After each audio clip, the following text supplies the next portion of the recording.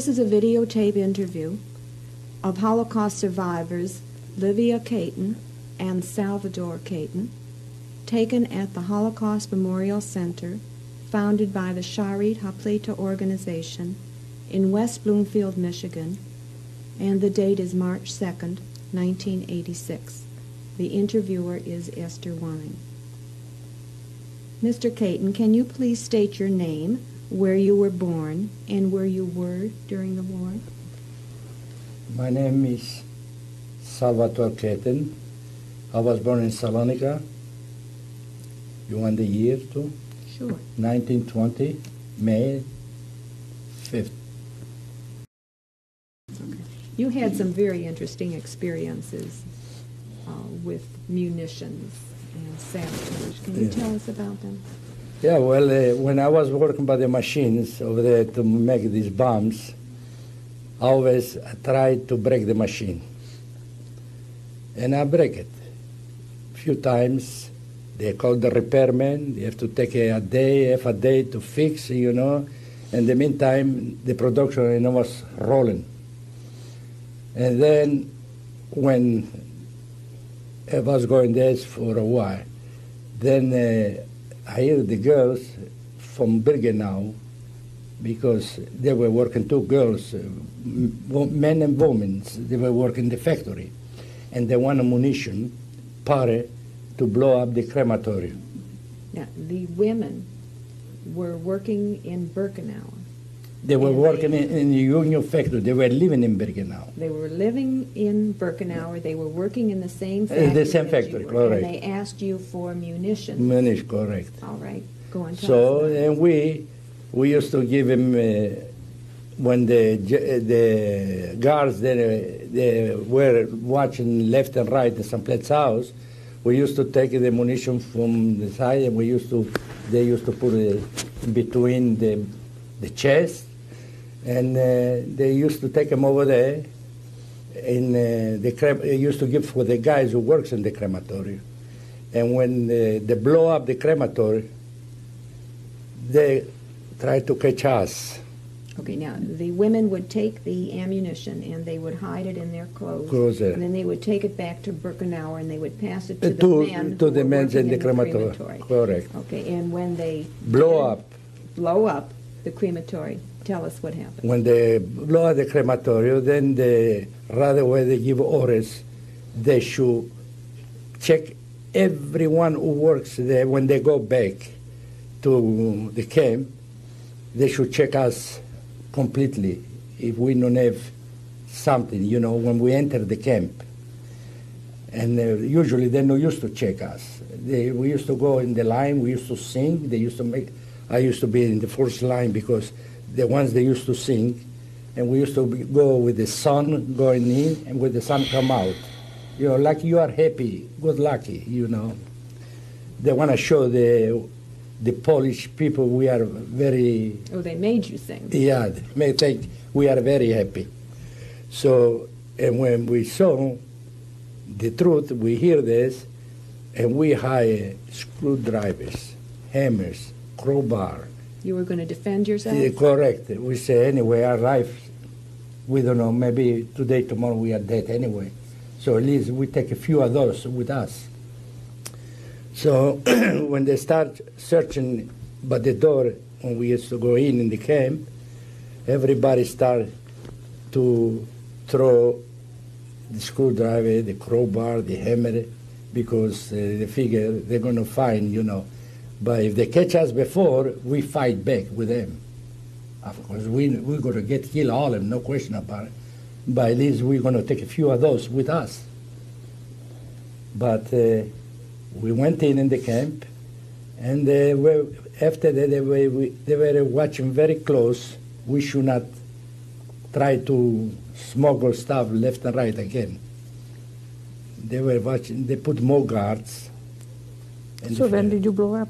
Yeah, when they blow up the crematorium, then they put more guards over there to watch us. Were there any repercussions to the blowing up? Did you tell us before something about... No, we don't know when it's going to happen. Mm-hmm. We give but it... after it happened, Yeah. were the Greek Jews made to suffer for it? Yeah, the Greeks, because the Greeks, they were working over there. And what did they do? The Greeks, they used to pick them up, the bodies. No, that was the question. Well, After when they blew up the crematorium, did they do anything special to the Greek Jews? no. That's my question. No.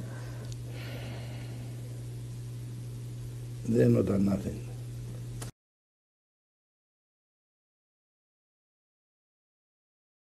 Did you ever receive some sort of punishment from the guards? No, Capos? no, I don't receive that because I was doing my job. The only thing, one night when they blow up the crematorium, because the crematorium was in Birkenau, and I was in Auschwitz. So in Birkenau, there were the ladies working. And we used to give to the ladies dynamite to explode the crematories to do something. Now, where did you get the dynamite? From the factory. So, and the girls, they used to pick up the stuff and they used to hide here. And they used to go in the camp. Yeah, well, and they go to the camp and pass it to the guys that work in the crematorium. And that's the reason they blow up the crematorium. So when the crematorium was blown up, right away they find out all this munition, that's me. All this munition is coming from the factory, Union factory. And the night, before we leave the factory, they say tonight is going to be a big inspection, all of them. So right away we knew what's going to happen to us because they know the munition was going from the factory to them. And the truth was there when we knew we're going to get caught. But before we're going to get caught and get killed, we figured we could kill a few of those too. And everybody took a hammer, a chisel, a screwdriver, wherever metal we could find, everybody put it in his own body.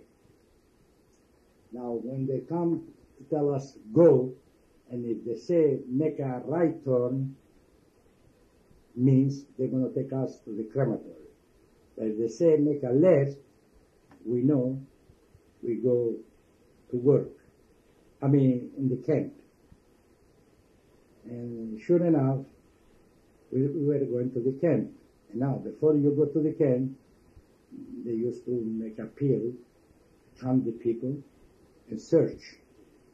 And everybody start to throw all the weapons that we had on the street. So we went in. They don't kill us because they want us. The Germans, they want us. That's the reason they don't kill us. The workers? The workers. But they took the people from the crematory, as a matter of fact, almost 500 Greek Jews. They took them, they put them in a boxcar, and they told them they're going to transfer them to another camp. It was a lie. They were lying. They took him around and around in the dark, and they took him to the crematorium, and they burned them all against him, all the Greek Jews. They were working in the camp, in the crematorium. They put the Greek Jews there because the Greek Jews, they was able to talk German. They was able to talk Polish, Jews, Greek, or French, or Italian. But no, Spanish. That's my mother language. Thank you. So, that is the reason the Greek Jews, they were working in the crematorium. And the Greek Jews was the one who blew up the crematorium with our help.